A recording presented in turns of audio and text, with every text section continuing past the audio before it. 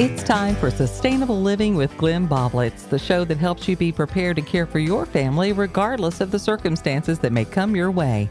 Now, here's your host for today, Mark Lamb. Well, we're back in the studio with Glenn Boblitz, Sustainable Living Made Easy, as Janet so credibly does the intro to this show, and then it all just goes to you-know-what. And then we wing it from there. Yeah. So how you doing today, Glenn? I'm doing great. We had a little rain. Isn't that great? Yeah. Talk about sustainability. Boy, if you don't have that rain, you don't have sustainability. Right.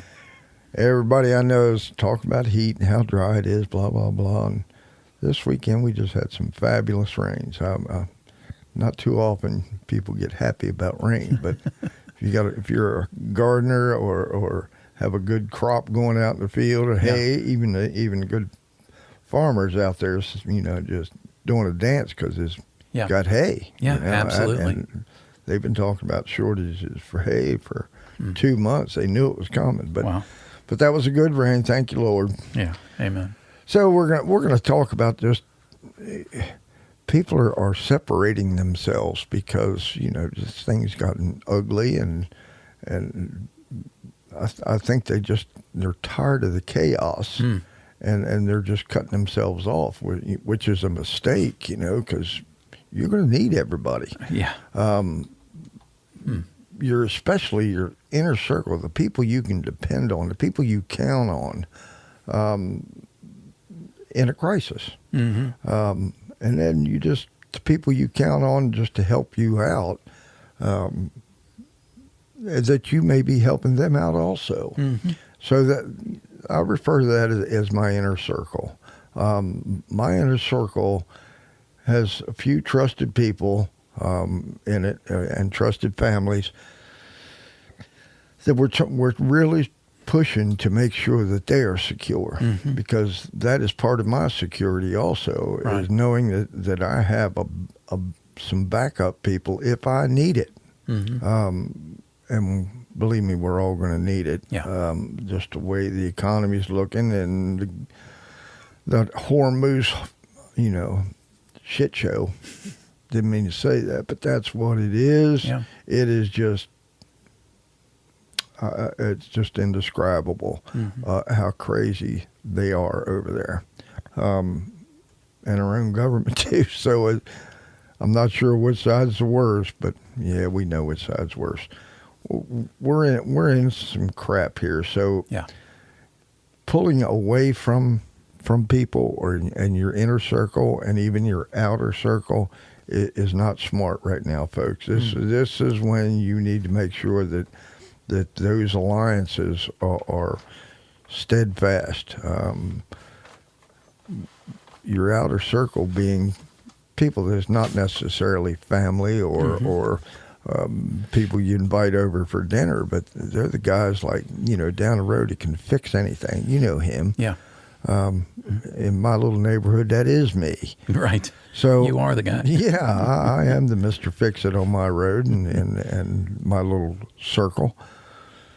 Those kind of guys you need to keep a little closer. I mean, if you got a dozen extra eggs and you go get your tires changed, you say, hey, where's the manager at? Where's Bill at? He's in the back. Give him this dozen of eggs. And that doesn't seem like much, but to Bill it would be. Yeah. You go, wow, I remember that guy. Yeah. Those are the kind of things you need to be doing. And you'd be surprised how that'll come back. You're not doing it just for the return. You're doing it to make sure that he knows who you are. Yeah. And he will remember that. You gave up something when you didn't have to. Those are your good people. Right. So that's what I wanted to talk about. Your inner circle and who is in it and who should be in it. There's got a lot of people that are going to be in your life that act like they would be there for when you absolutely need them, but most of them will not. But your inner circle people are going to be those kind of people. Now, you may not have very many of them, and you may have to move some people that's on your inner circle list to your outer circle list, just to protect yourself. Yeah. You keep the people on the outer circle just on a need-to-know basis. You shouldn't blab everything, Right. even though you may have scored some fabulous thing and want to share it and want to tell people that you got it just in case they need it and how you can help. But you really shouldn't blab all that you know. Some people have a problem with that. Yeah. And they probably wouldn't do anything nefarious to you, Right. but they may blab it to the next person. Right. And that's where the problem is. Right. So it's a security thing. You should keep certain information close to your chest, you know, and it's terrible that we have to even think like that, but ta-da, here we are. Yeah. Yeah. All right, so your inner circle, the smartest thing you do is to get a little more organized. And what do you mean by organized? Well, water is an issue right now. Drought is an issue. If you pay attention, and I do with my water supply, that's a critical thing. How much water do you have left in your well? Because it's dropping. Believe it or not, know it or not. I was just up at Smith Mountain. They're it 5 is feet dropping. down. 5 feet. 5 feet right, makes and- a huge difference. Oh my gosh! Now we're just getting into summer. That's why we're so thankful for this rain that we got. Yeah. Some of the other lakes and reservoirs around here are much worse. Look across the whole nation. I mean, the Mississippi's drying up. Whoever thought that? But Yeah. Lake Powell, Lake Mead, they're all drying up, and they're not real sure why. The Ogallala Aquifer out in the Midwest, that's what, they pump water out of the ground to keep the grain crops going. They emptied that out. That's a problem. But you can't do nothing about that. But what you can do is your well, Right. your inner circle, somebody in your inner circle having that well may become the resource. Now, there's been wars fought over water, fresh, clean water. Out in the desert, that's a serious thing. Well, guess what? We're coming real close to that same kind of critical thinking of water. So I've been monitoring my well, and it's dropping. Now, mine has a pretty good return rate, so I'm not as bad as some of the others, but there are areas that are drying up. Now you're measuring so many gallons per minute, or how do you? Well, I'm just curious. When a well's drilled, they'll drill down. And in fact, I think it's a county code now that they must go at least 300 feet. Some other counties may be different, but Right. and it gives you a reservoir of water that's maybe 100 feet deep of standing water. Okay. All right, so the top of the water is the static level. That's your water level for your area. And that moisture underground may run all over the place. You may be on a feeder stream that's feeding that area of water. Okay. Or you may be on the outside edge that dries up fairly quickly. So that standing water is just a reserve. You pump out, 300-400 gallons. How fast does it return? Okay, I got you. So that is what they refer to gallons per minute. It's recovery rate. Well, if you have 100 feet of standing water, next month you only have 75 and then 50. So that recovery is not happening as fast as it used to. Okay. Then the entire level of maybe even your county-wide, that water table is dropping. That's what, when we're talking large areas, they refer to that as the water table. Now, it's not one flat plane like a lake would be. There's different pockets and things and of how it stores its water. But the water table in general is dropping. and if your wells are not really deep and have a good rate of return, some wells will go dry. Okay. Seen all over the internet of places that are going dry. Not sure what they're going to do about that. Yeah. I mean, it's happened before. Towns have gone through drought and they had to ship in water. Well, you can't do that for a whole nation. No. And it seems like the whole nation is going dry. Wow. That's a problem. Yeah. It's a problem just for the water itself. It's a problem for trying to grow something. It's knocked us back as far as our food supply. As far as our grain supply, we make a lot of stuff out of corn and wheat and all that. And now it's not going to go away or just go to zero, but you're just going to pay a heck of a lot more, and it's already happening. Yeah. And it's not just grains; it's all the way down to produce. My wife says, "Look at this green pepper. That's $1.19, one pepper. Wow. $1.19 at Wow. local grocery store. That's not good. No. Shoot, no. This time of year, they ought to be plentiful because they're the South, South Carolina, North Carolina. They're shipping all kinds of stuff out. They're not shipping as much as they used to. Neither is the size of those peppers the same as it was last year. Right.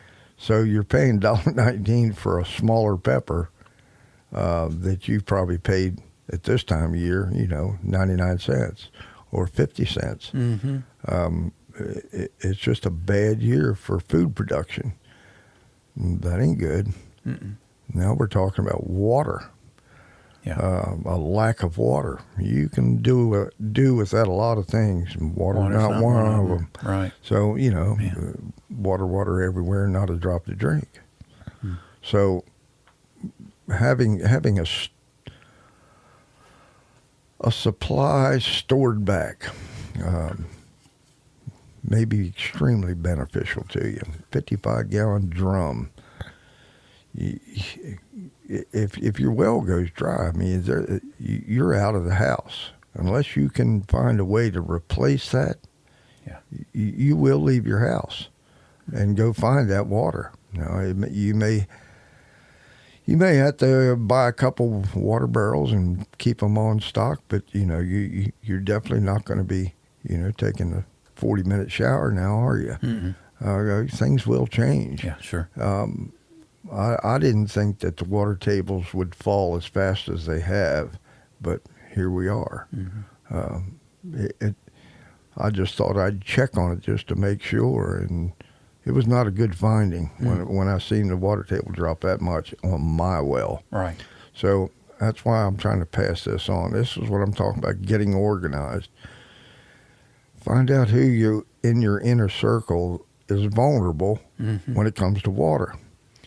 And if they are vulnerable, you need to fix that, whether it's getting some stored water or being able to filter water if it gets even worse. Rainwater is filterable, but you have to have some good filtration.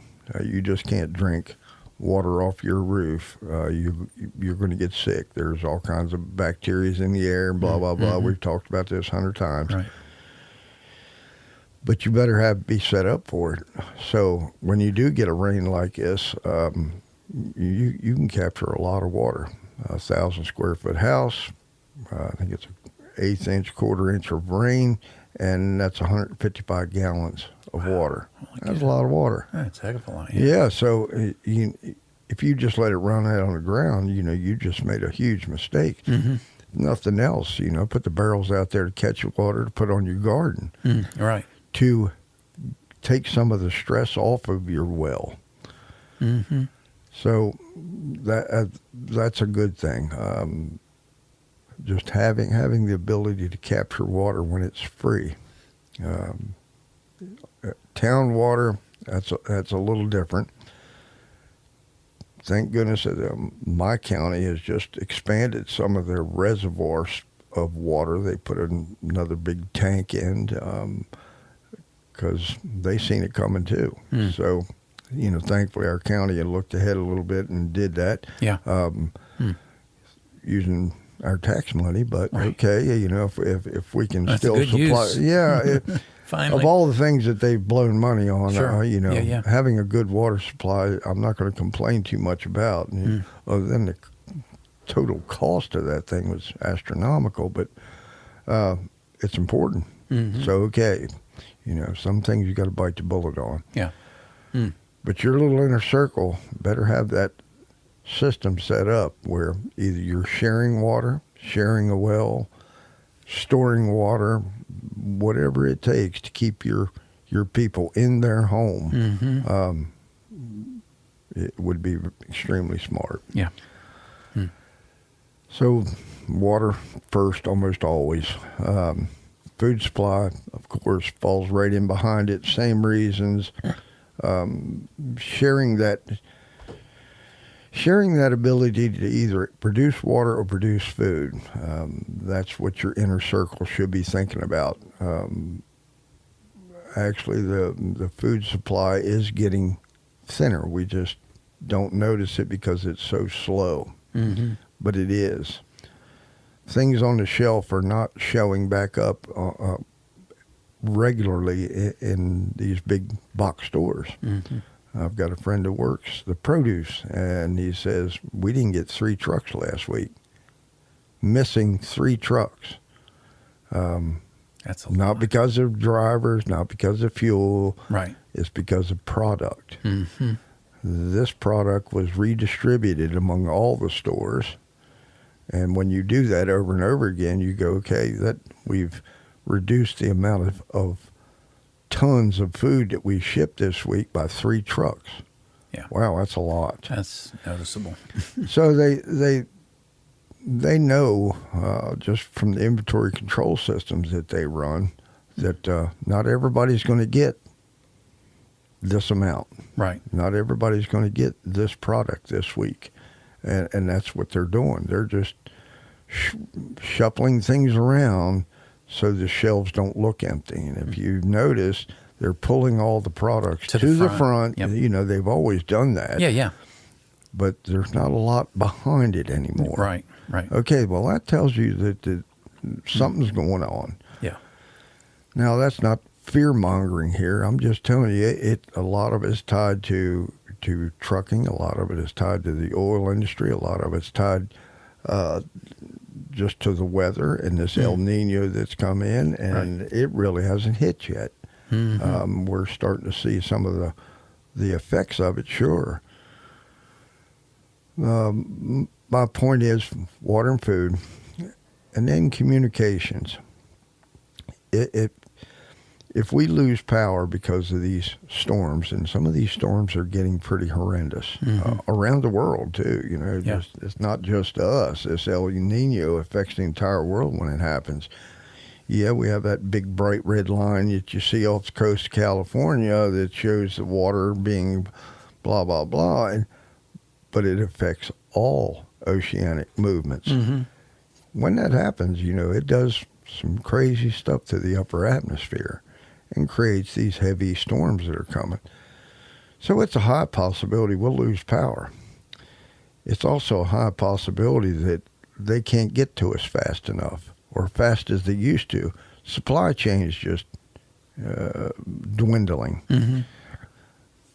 Labor, just pick one reason out of your jelly bean jar of reasons why stuff is messed up, Right.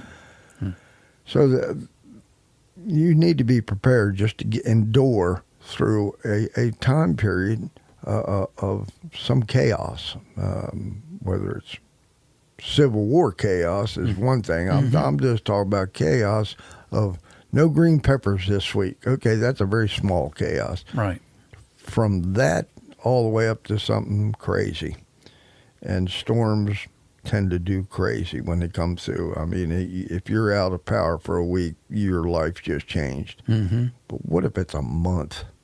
Highly possible that Our grid could be damaged to the point where we're out of power for a month. If it takes out one of these big transmission lines, earthquake, Well, flood right in behind it, blah, blah, blah, you name it. I was just going to say earthquake because we looked over the weekend, Venezuela. Oh, man, it's popping all around the world. And then, I found a site because one of the articles that I read, it showed how many earthquakes were going on just this weekend. And there's a site that shows active earthquakes. And you look at the world, it does, it puts it all in a square. And you go, holy cow, they're happening all over the place. Right. World's on the move. And we're in Virginia, we're not too far. I learned this the hard way. If you see a mountain, you can think an earthquake caused it. Because it pushed that mountain up. That's two giant rocks slamming together, and somebody's, going to wreck, and the wreck goes up, and that's called a mountain. So anywhere you see the mountains, you can say, okay, this was a movement of the entire earth. That's what earthquakes are. Yeah, the old plates. Yeah, so, you can get into all kinds of stuff about the subduction zones where something's sliding under this one. And, it's a complicated thing that they can't predict. Right. So, they'll pop off on one side of the world, and 3 days later, a massive one on the other side of the world. And you go, okay, if this moves, it makes this move. Right. That's what's happening, Everybody kind of bumping around playing bumper cars, but on a continental scale. Yeah. So those kind of disruptions could take out power and infrastructure for months at a time. What are you going to do? If you're prepared for a week's outage and it goes a month, maybe you should have planned a little better. Yeah. Or you need to depend on your inner circle a little harder. If you've got 8 to 10 families that are pulling together, you'd have a much better chance. You just multiplied your odds of getting through it, not unscathed, just making it through it and coming out the other side. There are a huge amount of people that do not think like that. They just kind of do around day to day, go grocery shopping once a day for the daily meals, and that's it. Well, the old Chris Farley, gonna eat it, steady diet of government cheese, and live in a van down by the river. Well, you're gonna live in a van down by the river if you have enough gas. The government cheese is probably gonna come to an end. Well, just a disruption of something that scale. We've seen it in North Carolina during the flood, how slow and inept governmental reactions are to a true crisis. Yes. I mean, them people down there got wiped out, had absolutely nothing. And if it wasn't for the local people and organizations, the extended circle of patriots around them, absolutely, clear up to Virginia, of which one of our groups got together and took truckloads of stuff down to there. Yeah. And radios and communication, because we were set up days before they ever even showed up. The government even showed up and was thinking about communication. We already had that set up. Right. And it was a fairly simple system, but it was usable. And the people could communicate down there. That's huge. Nothing worse than not knowing. So that's another item onto your inner circles list, is getting some type of communication, whether it's CBs, these handheld radios, Meshtastic. There's all kinds of things out there that you can get a hold of. The ham radio, that's a little more complicated, but it can be done. It's not super complicated, but somebody in your little group should be in charge of communication to get everybody up to speed, at least to a usable point where they could turn on a radio, tune that thing in, and be able to talk among yourselves if you're separated by a larger distance than just walking. In a crisis or a severe weather event, you may not be able to drive. True. The law enforcement may not want you out there driving because they have all kinds of emergency people out there trying to help, you know. So they may tell you shelter in place. What's that mean? That means you shelter in place. You don't go outside. You don't, right. Because you're just going to cause more problems for them. You know, they need the roads cleared so they can get ambulances and fire trucks and all. So be able to shelter in place. And if you can't get to where you need to go, you need to be able to communicate that to the next person because they may be waiting on some medical issue, broke leg or whatever it is. But are you able to do that? Do you have something so simple that you can just pick up a radio, turn that in, and with the knowledge and training to be able to talk more than a mile, more than 5 miles, more than 25 miles. Right. The farther you go away to communicate with somebody, the harder it is. You little different types of radio communications you might need. That's why somebody kind of needs to be in charge in your group of that communication, and it needs to be tested before the disaster. So that out of the way, get on that. So we've got water, food, and communication. If you can get those three, you could at least survive that first 2 weeks, 3 weeks, and be able to communicate a little bit and start pulling those resources that you planned and maybe start helping some other people. Maybe your outer circle. You know, if your car was smashed by a tree or whatever it is, and you know the guy in the tow truck service, and you go, hey, I'll help you do this if you'll come pull my truck out from under the river. You know, there's just a lot of things you can do. Sure. All right, so all these things to get you through a week or 2 or 3. Those are very basic things. If it goes much longer than that, you're going to have a much better setup, a much more sustainable setup, because you will use up your supplies pretty quickly, much faster than what you think, unless you have some redundancy. Okay. Backup generation for power, for recharging those batteries on your communication. If you're running a CB, which typically 12 volt, like your car, you got to recharge that. How are you going to do that? Well, now we're into solar panels or backup generators. Backup generators are only good as long as the fuel lasts. And for me, those are just buffers to get you through until you can get set up a little more sustainably.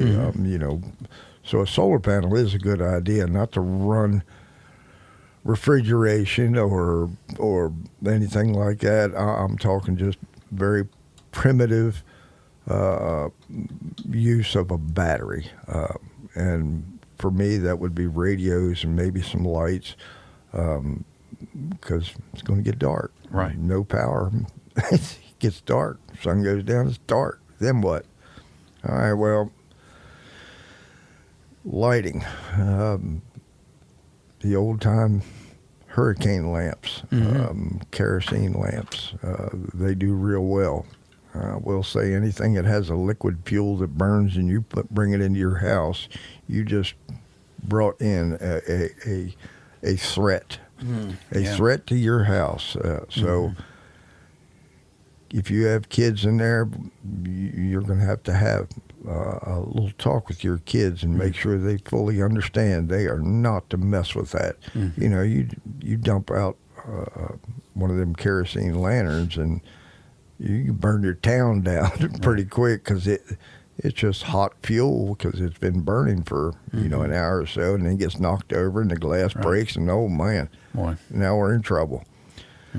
So if you're going to bring any kind of fire into your house or burn anything, or used generators, you better have fire extinguishers. Mm-hmm. Be bad to lose the whole house over something you thought was going to keep you safe. Sure. So fire extinguishers, fire safety, all that kind of stuff. Get several of them. They're way cheaper than replacing your house. So there you are. So lighting, the little LED lights, again, it's battery driven. If you can afford them, you can buy the rechargeable batteries. But it's got to be able to recharge off of A solar. something solar. Right. Most battery chargers are plug in the wall. Mm-hmm. Well, there's ways to do that too. You can get a rectifier, and so sounds like somebody needs to think about solar a little heavier if you want to have a long-term solution. Mm. And that would be good, no doubt. But you're going to depend on just certain modern conveniences, of solar panels, that kind of stuff. So there are other methods, like I say, kerosene was one of them. Any kind of oil will burn. The biblical times even speaks of having oil lamps. Yep. It does. And it was a little clay pot, basically. It looks like a little teapot, little miniature teapot with a wick sticking out. And that was their lamps, and that's not much light, but it's better than total darkness. Sure. Because if you have children or even older kids, they'll panic real easy in the dark. I know some full-grown men that won't go out in the woods because it's dark. They're scared to death, but there's just something about that darkness that puts fear into people. Yeah. And that single candle in a room will just change the whole room. Yeah.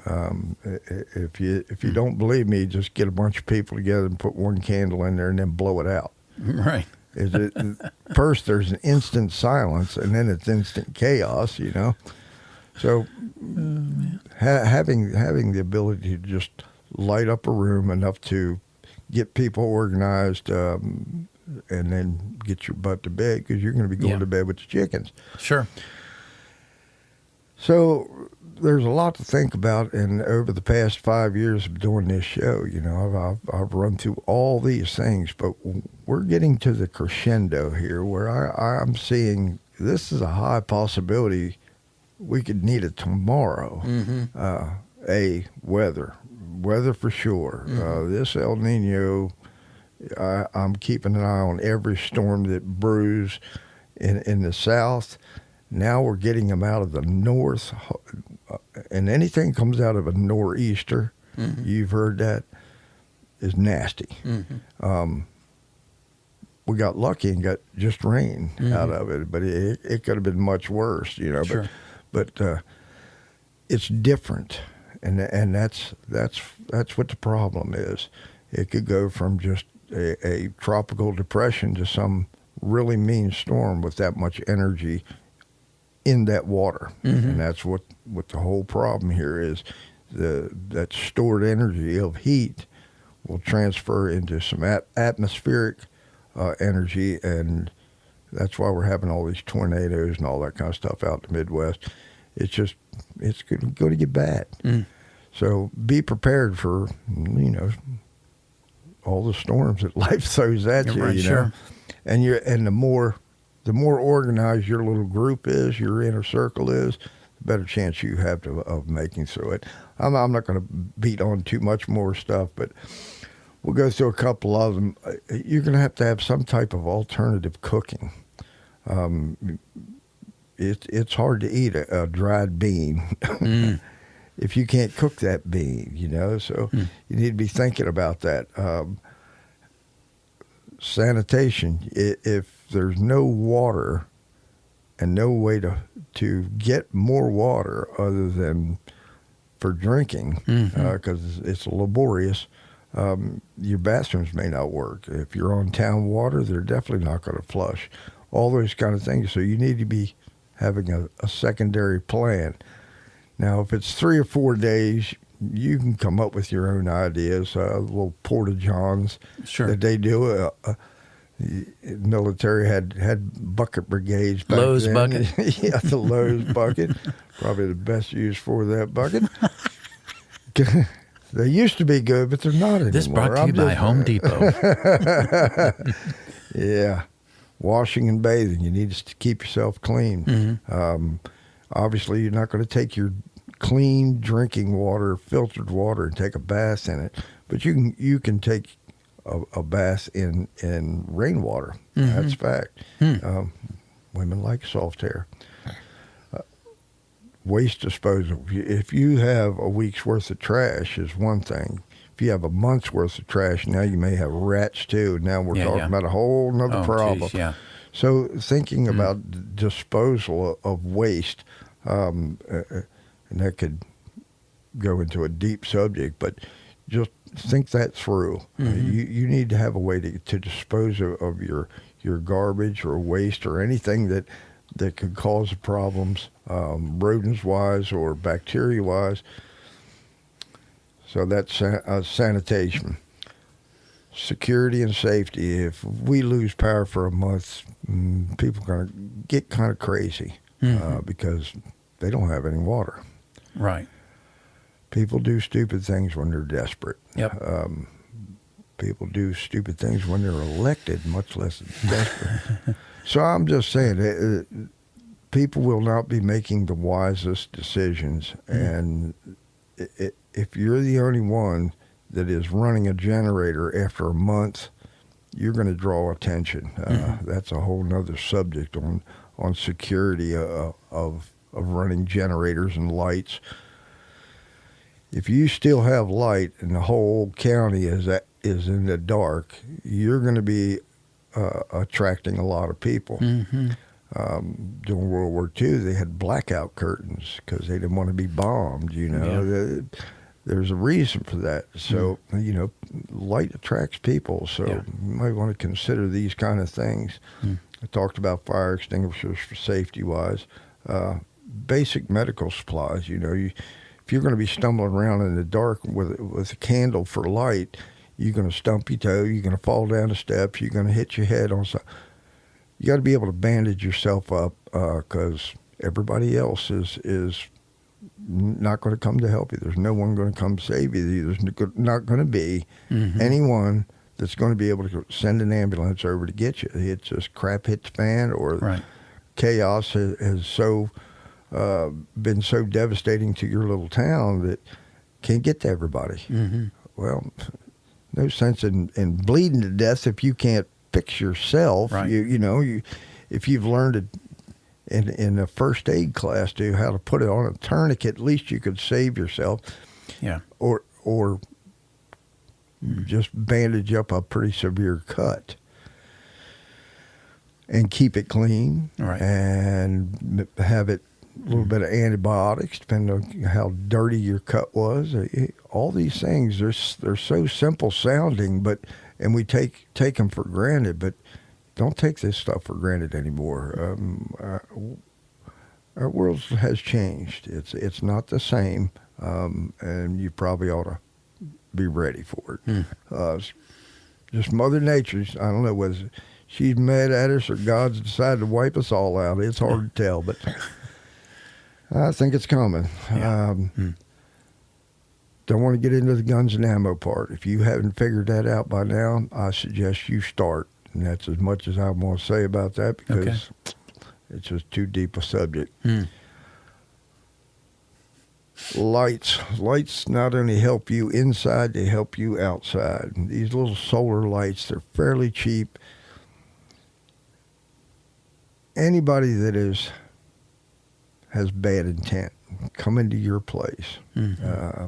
Like I said, they're going to make stupid decisions.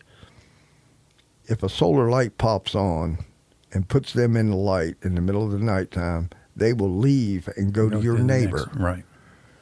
They'll move on. That $10 light may be the difference between a really good day and a really bad day. If you have things popping off around in your neighborhood, and stupid people running around doing stupid things, being able to put a light on them will more than likely keep them away. And if secondary, you can see it at a scope.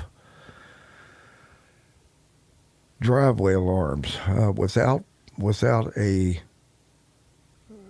indicator that they've been spotted, a driveway alarm. You set this thing up, it's motion activated, little batteries inside, and they last a long time. I've got several of them, and they last for months.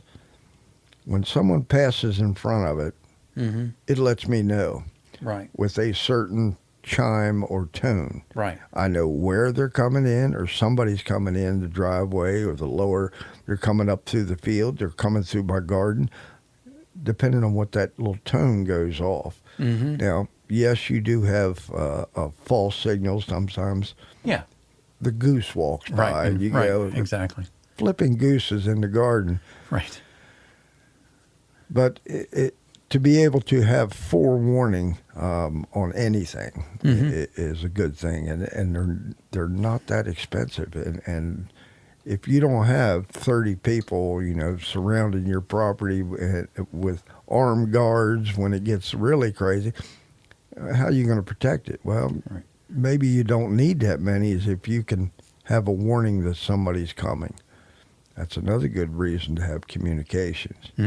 If somebody in the neighborhood is doing something stupid, you get on your radio and go, hey, my neighbor just got robbed. Well, what am I going to do? I'm going to put 2 more, buckshot in the old shotgun and set it by the door in case he wants to come try to rob me. Sure. Or get in my strawberry patch. Communication, that's part of your security. Neighborhood watches. This is part of your inner circle and outer circle.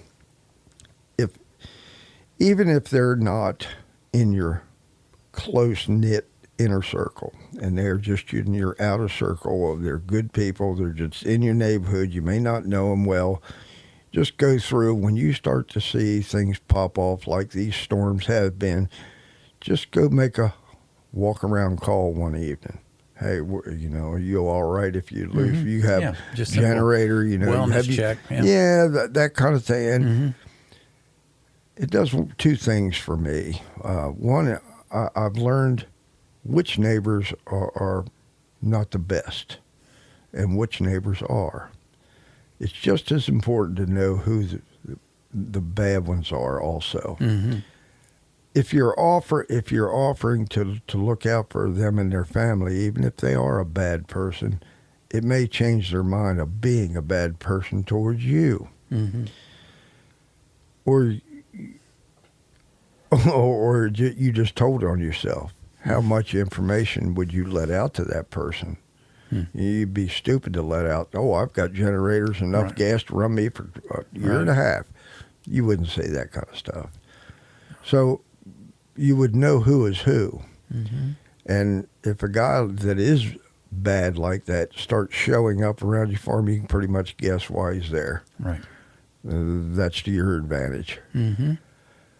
So you can tell all the things to think about is just the tip of the iceberg, all this stuff. But storms are coming, folks. This is your warning. Get a list together. Get your inner circle together. Get their ideas together. You can get a lot more ideas from 10 people than you can you sitting on your own couch trying to think of it all. Through, You can't do it all. You can't think of it all. You can't do it all. You don't have the resources for it all, but you can pull those resources. And that's what this whole show is about, is pulling your resources, getting prepared, preparing your inner circle. And we'll leave it right there. All right, Glenn. Thank you. Join us again next week for Sustainable Living with Glenn Boblitz, helping you be prepared and not scared. This podcast drops every Friday anywhere you get your podcast.